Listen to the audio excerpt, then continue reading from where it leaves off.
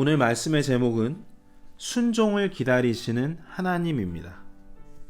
본문 말씀 전도서 3장 1절입니다. 하늘 아래 모든 일에는 시기가 있고 모든 목적한 것에는 때가 있도다. 여러분, 세상에서 벌어지는 모든 일들엔 시기가 있습니다. 그리고 목적들이 있다는 얘기입니다. 세상엔 우연이 없다는 뜻이죠. 좋은 일들이 생기는 데는 다 이유가 있고 갑작스런 사고가 일어날 때도 그 이유가 있다는 말씀입니다. 전도서 7장 14절 말씀 보시겠습니다. 형통하는 날에는 기뻐하되 역경을 당하는 날에는 깊이 생각하라.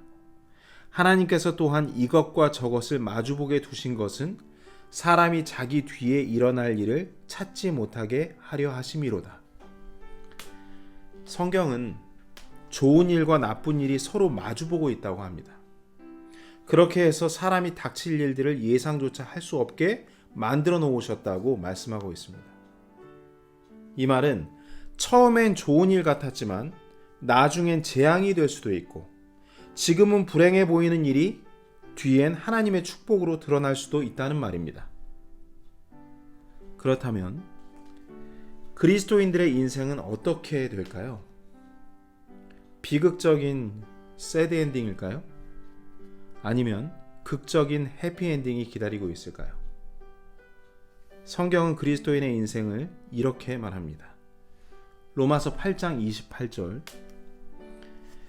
우리가 알거니와 하나님을 사랑하는 자들 곧 그분의 목적에 따라 부르심을 받은 자들에게는 모든 것이 합력하여 선을 이루느니라. 이 말씀 좋아하시죠? 모든 것이 합력하여 선을 이루느니라. 해피엔딩이네요. 정말 다행입니까? 이제 좀 안심이 되십니까? 우리에겐 영원한 하늘나라에서 하나님과 주 예수 그리스도와 함께 고통도 슬픔도 없는 곳에서 완전한 몸을 입고 영원토록 기쁨과 평안을 누리고 살게 된다는 소망이 있습니다. 그러시죠? 복음에 순종한 결과 우리는 하나님의 자녀가 됨과 동시에 영원한 하늘의 선물, 영원한 하늘의 삶을 선물로 받았습니다. 어떠세요? 너무 기쁘지 않습니까? 감사와 기쁨이 넘치다 못해 지금 죽어도 여한이 없으시죠? 그런데 왜 얼굴이 그래 보이지 않습니까? 좀 침울해 보입니다. 얼굴엔 걱정과 근심이 살짝 엿보이는데요. 마음엔 상처가 많으시다고요? 뭐 그렇습니다. 주님의 은혜로 영원한 생명은 보장받았지만 이 세상살이는 마른 광야처럼 정말 만만치가 않기 때문입니다. 아주 험난하죠. 고비고비 문제들이 산재되어 있습니다. 당장 우리 주위에 있는 성도들만 봐도 어려운 일들을 아주 많이 갖고 삽니다. 모두의 바람이겠지만 일상생활에서도 모든 것이 합력하여 선이 이루어지려면 인내가 필요해요. 좋은 것을 얻기 위해선 인내가 필요합니다. 어둡고 긴 터널을 달려도 끝이 안 보이지만 그래도 멈추지 않고 계속 달리면 반드시 터널의 끝이 나옵니다.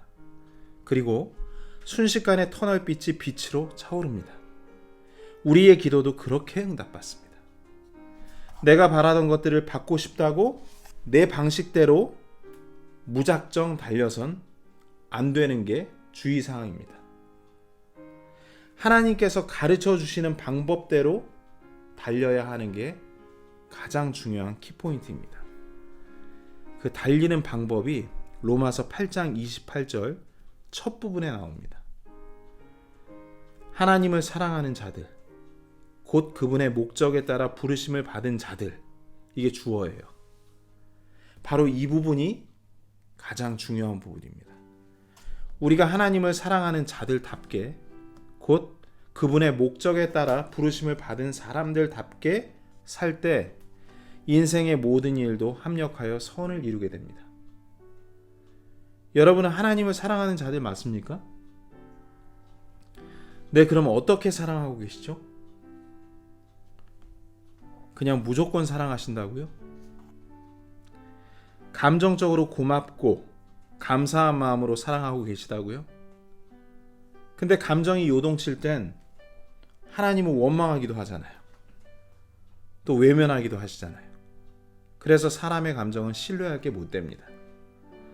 다 같이 요한복음 14장 21절 말씀 보시겠습니다. 내 명령들을 가지고 그것들을 지키는 자가 나를 사랑하는 자니 나를 사랑하는 자는 내 아버지께 사랑을 받을 것이요 나도 그를 사랑하여 그에게 나를 나타내리라 하시니라. 성경은 주님의 명령들을 지키는 자가 하나님을 사랑하는 자라고 명확히 말씀하고 있습니다. 그 사람은 하나님 아버지와 예수 그리스도에게 총애를 받을 뿐 아니라 예수님께서 친히 자신을 그에게 나타내시겠다고 말씀하고 있습니다. 정말 엄청난 대우죠. 이 사람은 주님과 함께라서 어떤 어려움 속에서도 담대할 겁니다. 주님께서 그의 인생을 책임지고 돌보고 계시니 선이 이루어질 수밖에 없는 거죠. 다윗의 기쁨의 노래가 그의 고백이 될 것입니다.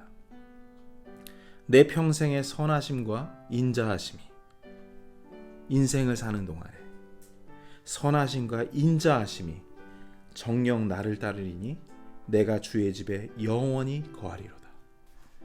여러분, 이게 여러분들의 삶의 목표 아닙니까? 주님의 명령을 지킨다는 건 하나님의 목적에 따라 산다는 말입니다. 하나님은 자녀들이 성경 말씀대로 사는 걸 너무나 기뻐하십니다. 이를 위해 우리는 수천 년간 하나님의 사람들이 해왔던 대로 말씀을 가지고 순종의 기도를 드려야 합니다. 이렇게 하면 돼요. 하나님, 저는 이제부터 당신의 것입니다. 주님께서 기뻐하시는 것을 알려주시면 제가 그 말씀에 순종하겠습니다. 이 순종의 기도가 있고 난 후 놀라운 일들이 벌어질 겁니다. 사람을 만날 때나 혼자 있을 때, 아무 때든지 주님께서 말씀을 기억나게 해주시면서 그 일을 행하는 것이 내게 기쁨이라고 알려주실 것입니다. 이렇게 매일매일 말씀에 순종하게 되면서 하나님의 사랑받는 자녀로서 복 있는 삶을 살게 되는 것입니다. 순종과 믿음은 같은 말이에요. 진정한 믿음은 순종으로 증명되기 때문입니다. 이 순종들이 이루어질 때 모든 것이 합력하여 선을 이루게 되면서 복 있는 사람이 되는 것입니다. 그러나 본격적인 전쟁은 순종을 행하려 할 때 꼭 벌어집니다. 갑작스런 돌발 상황이 생기죠. 부정적인 생각들이 떠오르기도 하고 각종 핑계들이 당신의 순종을 멈추려 할 것입니다. 예를 들어 주님께서 다툼으로 인해 멀어진 사람과 화해하라고 하실 수도 있습니다. 또 지나간 잘못들을 기억나게 하시고 피해를 입은 사람을 찾아가서 용서를 구하라고 명령하실 수도 있습니다. 그때 어떨까요? 걱정이 먼저 앞서실 겁니다. 상대방 반응이 냉담하면 어떡하지? 두려운 마음이 들 수도 있습니다. 이럴 때 주 예수 그리스도의 이름을 부르고 기도해 보십시오. 마음을 어지럽히는 감정과 생각들이 사라지고 주님의 뜻이 마음속에 더욱더 선명해질 것입니다. 마지막으로 마음을 낮추고 겸손히 입을 열어 용서와 화해를 구하면 됩니다. 여기까지가 여러분들이 할 일입니다. 그 다음은 이 모든 상황들을 선하게 정리하시는 주님을 만나게 될 것입니다. 믿음의 사람들은 환난이 닥칠 때 하나님을 두려워하며 자기 자신을 바싹 낮췄습니다. 자신이 하나님 앞에 불순종하고 있는 것이 무엇인가를 더듬어 살폈습니다. 말씀대로 살지 않는 것이 불순종이죠. 서운한 것을 갚지 않는 것도 불순종입니다. 오늘도 하나님께서는 우리의 불순종이 순종으로 바뀌길 기다리고 계십니다. 전도서 5장 4절 말씀에 네가 하나님께 서원하거든 그것을 갚는 일을 미루지 말라. 그분께서 어리석은 자들을 기뻐하지 아니하시나니 네가 서원한 것을 갚을지어다 하셨습니다. 하나님께 약속한 것을 갚지 않는 건 심각한 죄입니다. 우리가 기도할 때 신중하지 못하게 습관처럼 하는 기도도 하나님께서 다 듣고 계십니다. 전도서 5장 2절에서는 내 입을 경솔히 열지 말며 하나님 앞에서 네 마음이 급하게 어떤 것도 말하지 못하게 할지니라 하셨어요. 6절은 내 입이 내 육체로 하여금 죄를 짓게 하지 말며 또한 너는 천사 앞에서 그것이 실수였노라 하지 말라. 어찌하여 하나님께서 내 목소리로 인해 분노하사 네 손으로 행한 일을 멸하셔야 하겠느냐. 다 듣고 계셔요. 우리는 서원이라고 하면 자기 자녀들을 목사나 선교사로 드리는 것만을 생각하는데 서원의 뜻은 기도 가운데 드린 하나님과의 모든 약속들을 말합니다. 예를 들어서 하나님께서 제 기도를 들어주시면 주님만 기쁘게 하는 삶을 살겠습니다. 이것이 우리가 흔히 드리는 서원 기도입니다. 그건지도 모르고 드리셨죠. 주님께서 응답하시고 기뻐하시는 기도이지만 하늘에 계신 하나님 아버지께 땅에 있는 여러분이 이 기도의 서원을 갚아야 하는 건 지극히 마땅한 일입니다. 저도 자주 이렇게 기도드리곤 했습니다. 세상의 헛된 것을 쫓지 않고 주님만 기쁘게 하는 삶을 살겠습니다. 제가 헛되게 인생을 낭비하지 않도록 주님 이끌어 주세요.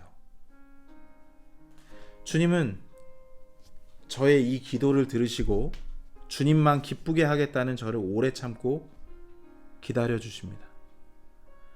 그런데 세상 유혹에 빠져 헛되게 인생을 낭비하고 있는 저를 발견하신 겁니다. 이제 주님께서 저를 수렁에서 건지시기 위해 일을 시작하십니다. 주님께서 세상의 것들이 허무한 것임을 보이시려고 제가 붙들고 의지하던 것들을 하나씩 둘씩 무너뜨리십니다. 어떤가요? 주님께서 제 기도에 정확히 응답하셨죠. 그런데 이런 주님을 오해하고 엄청 원망했었던 사람이 바로 저입니다. 이해가 되십니까? 우리가 주님의 이름으로 고난을 당하는 것은 주님께서 받으실 만한 일이지만 나머지 경우는 모두 다 우리의 잘못에서 비롯된 고난입니다. 그러나 주님께서 우리를 멸하시거나 버리시기 위해서 고난을 주시는 것이 아닙니다. 우리에게 깨닫고 돌아오라고 충격을 주시는 거죠. 이에 우리가 고난의 이유를 깨닫고 진정한 회개를 하면 하나님께서 다시 영광을 받으시고 우리를 불쌍히 여기시며 구해 주십니다. 긍휼의 하나님. 그래서 예수님께서도 병자들을 고치실 때 어떻게 했나 한번 떠올려 보세요. 진정한 회개가 있는지 먼저 보시고 병자들의 죄들을 용서하셨습니다. 그리고 난 후 그들의 병이 고침받았음을 기억하시기 바랍니다. 철없는 그리스도인들이 이렇게 말하죠. 하나님, 좀 적당히 살게 좀 내버려 두시지 고난을 꼭 겪어야 합니까? 이렇게 투덜댑니다. 우리가 왜 이런 고난들을 받아야 하는 걸까요, 여러분? 그건 바로 우리가 하나님의 자녀이기 때문입니다. 이사야서 43장 7절에 곧 내 이름으로 불리는 모든 자라 하나님의 자녀에 대해서 이야기합니다. 내가 내 영광을 위하여 그를 창조하고 그를 지었으며 참으로 내가 그를 만들었노라. 자녀이며 그리스도인으로서 하나님의 영광을 위해 얼마나 여러분은 잘 살았습니까? 안타깝게도 주님의 자녀인 그리스도인들도 세상 일에 매여서 하나님의 영광을 위한 일보다 자기 일에 바빠 두 손 놓고 있는 상황들입니다. 맞죠? 예수님께서 우리가 어떻게 해야 다시 창조 목적에 따라 살 수 있는지 요한복음 15장 5절에서 말씀하십니다. 나는 포도나무요 너희는 가지니라. 사람이 내 안에 거하고 내가 그 안에 거하면 바로 그 사람은 많은 열매를 맺나니 나 없이는 너희가 아무것도 할 수 없느니라. 물론 할 수 있는 게 있긴 있죠. 죄 짓는 거, 거짓말하는 거, 주님 영광만 가리우는 일. 이런 아무 의미 없는 것들은 하나님 보시기에 아무것도 못하는 것과 같습니다. 8절에 너희가 열매를 많이 맺는 것 이것으로 내 아버지께서 영광을 받으시나니 이로써 너희가 내 제자가 되리라 하셨습니다. 그렇습니다. 포도나무이신 예수님의 말씀대로 순종하며 살면 많은 열매를 맺게 되고 하나님 아버지께 영광을 돌릴 수 있는데 문제가 있죠. 우리가 그것을 알면서도 행하고 싶지 않다는 겁니다. 겉으로는 거룩한 그리스도인처럼 포장을 하지만 나 혼자 사는 재미에 푹 빠져서 말씀대로 행하며 살고 싶지 않은 겁니다. 이런 게으른 위선자들을 정신 차리게 하기 위해서 어떤 방법이 필요할까요? 고난이라는 충격요법이 필요한 것입니다. 그래서 가장 사랑하는 사람이 아프기도 한 겁니다. 갑작스런 재앙이 닥치는 것처럼 내 인생이 무너지는 일들이 생기는 겁니다. 정신 차리라고 주님이 버리시기 위해서 이렇게 하시는 게 아니라 우리의 유익을 위해서 하시는 겁니다. 자녀이기 때문에, 사랑하시기 때문에, 계속 이렇게 살면 반드시 망하기 때문에 우리 인생을 멈춰 세우신 것입니다. 다 같이 히브리서 12장 보겠습니다. 주께서 사랑하는 자를 친히 징계하시고 자신이 받아들이는 아들마다 채찍질 하시느니라 하셨느니라. 너희가 징계를 견디어내면 하나님께서 아들들을 대우하듯 너희를 대우하시나니 아버지가 징계하지 않는 자가 무슨 아들이냐. 모든 사람이 징계를 받음으로 너희에게 징계가 없으면 너희가 사생하여 아들이 아니니라. 이 말씀 믿으십니까? 이 징계가 아픈 당사자에겐 얼마나 더한 하나님의 목적과 유익이 있겠습니까? 그리고 그 아픈 사람들을 위해 기도하는 가족들에겐 어떤 변화가 생기겠습니까? 내가 주님께 잘못하고 있는 것이 뭐가 있나 하고 살피지 않겠습니까? 더 주의 깊게 겸손함과 두려움 가운데 자기 자신을 점검하지 않겠습니까? 매 순간 기도드리지 않겠습니까? 주님의 뜻을 알기 위해 말씀을 탐구하지 않겠습니까? 목이 터져라 찬양하지 않겠습니까? 날마다 드리는 가정 예배로 주님을 기쁘게 하려 하지 않겠습니까? 이 모든 일들로 그들에게 부흥이 생기지 않겠습니까? 아멘. 이것이 하나님을 향한 진정한 순종이 이루어지고 있다는 것입니다. 사랑하는 성도 여러분, 하나님 말씀에 대한 순종이 이루어지려면 결국 세상 것들에 대한 미련이 없어져야 합니다. 이런 말 들어보셨나요? 야, 인생 뭐 별거 있냐? 인생 정말 별거 없거든. 그런데 이 말을 누가 하느냐에 따라서 와닿는 게 틀리죠. 인류 역사상 가장 많이 인생의 쓴맛이란 쓴맛, 단맛이란 단맛 다 겪어본 어떤 사람이 이 말을 하면 정말 공감되지 않겠습니까? 인생 정말 별거 없다고 절대적으로 강조한 인물이 바로 솔로몬입니다.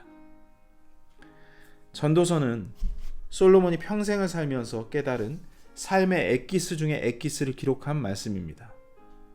그는 당대 최고의 부와 힘을 가진 왕이었죠. 인류 역사상 전무후무한 명철을 가진 왕이었습니다. 그런 그가 하나님의 성전도 완성하고 공의로운 정치로 하나님과 사람들을 기쁘게 하며 이스라엘의 최전성기를 구가한 왕이기도 했지만 그는 정말 수많은 죄를 지었습니다. 이방 아내들과 우상 숭배, 그리고 불법과 쾌락들을 추구했음을 성경은 적나라하게 보여주고 있습니다. 역사상 가장 명철했다는 솔로몬이 뭐가 부족해서 어떻게 이렇게까지 타락할 수 있을까 하는 생각을 제가 그동안 가졌었는데, 이번 전도서 말씀을 읽으면서 그 당시 솔로몬의 마음을 모두 다 제가 알 수는 없지만 그가 그렇게 행했던 의도와 노년이 돼서 인생을 깊이 후회하며 진심을 다해 기록한 말씀들이, 이 전도서 말씀이 저에게 깊이 다가왔습니다. 그가 이렇게 후대에 전합니다. 내가 이미 너희들이 저지를 수 있는 모든 쾌락과 범법을 경험해봤다. 명예와 권력과 재물을 다 가져봤다. 심지어 세상의 각종 진귀한 보물이란 보물을 소유해봤다. 음식들도 이름도 모를 모든 음식들, 나보다 많이 먹어본 사람은 이 세상에 없을 거다. 그런데 내가 다 경험해봤으나 헛되고 헛되며 헛되고 헛되니 모든 것이 헛되었다. 그러니 너희는 이 모든 수고들이 헛되고 유익이 없는 것이고 영을 괴롭게 하는 것이니 하지 않길 바란다. 내가 사람이 할 수 있는 모든 어리석은 일들과 지혜로운 일들까지 다 해봤지만 죽음 앞에 그 어떤 의미도 찾을 수가 없었다. 마치 이건 아버지가 아들에게 말하는 것만 같았습니다. 모든 실패는 내가 다 해봤으니 너는 이 아비의 실패한 삶을 거울 삼아 참되고 가치 있는 인생을 살라고 말하는 것만 같았습니다. 전도서가 총 12장이죠. 1장부터 11장까지 일관되게 말하는 것은 이겁니다. 정말 가치 없고 암울하며 덧없는 사람의 인생에 대해 말하고 있습니다. 그러다 12장에서 반전이 생깁니다. 그리고 이렇게 결론을 내립니다. 전도서 12장 13절, 우리가 전체 일의 결론을 들을지니 하나님을 두려워하고 그분의 명령들을 지킬지어다. 이것이 사람의 온전한 의무이니라. 하나님께서 모든 은밀한 일과 더불어 선한 일이든 악한 일이든 모든 일을 심판하시리라. 솔로몬이 그의 인생에서 찾은 결론이 무엇이었습니까? 주님께 순종하는 것이었습니다. 누가 이 말씀을 듣고 와, 정말 이 말씀 내 인생을 바꾸는 말씀이야, 이렇게 할 수 있겠습니까, 여러분? 지금 현재 고난에 처한 사람들일 것입니다. 우리가 아직 호흡이 있을 때 고난 가운데 있다면 아직 우리에게 소망이 있는 겁니다. 주님을 위해 자녀로서 아직 할 일이 남아있다는 것을 의미합니다. 그래서 우리는 이것으로 기뻐해야 합니다. 전도서 7장 2절에 애곡하는 집에 가는 것이 잔치집에 가는 것보다 나으니 이는 그것이 모든 사람의 끝이기 때문이라 했습니다. 살아있는 자는 그것을 자기 마음에 둘지어다.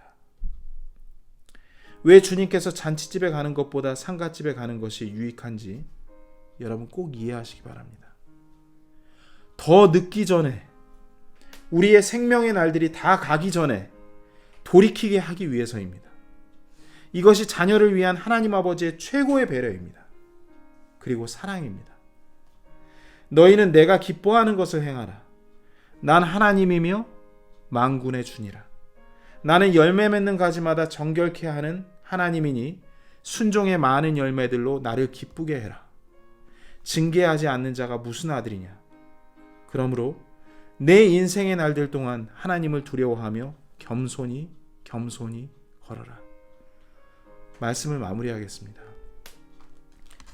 전도서 7장 14절 말씀 보시죠. 형통하는 날에는 기뻐하되 역경을 당하는 날에는 깊이 생각하라. 하나님께서 또한 이것과 저것을 마주보게 두신 것은 사람이 자기 뒤에 일어날 일을 찾지 못하게 하려 하심이로다. 이 말씀에서 주목해야 할 부분은 역경을 당하는 날에는 깊이 생각하라는 말씀입니다. 반드시 그 역경의 이유를 찾으라는 말씀입니다. 그리고 이 역경을 형통함으로 바꿀 수 있는 분은 오직 하나님 한 분밖에 없습니다. 고난의 목적은 순종입니다. 날마다 주님의 말씀을 묵상하며 그 말씀에 따라 순종하는 우리 모두가 되기 원합니다.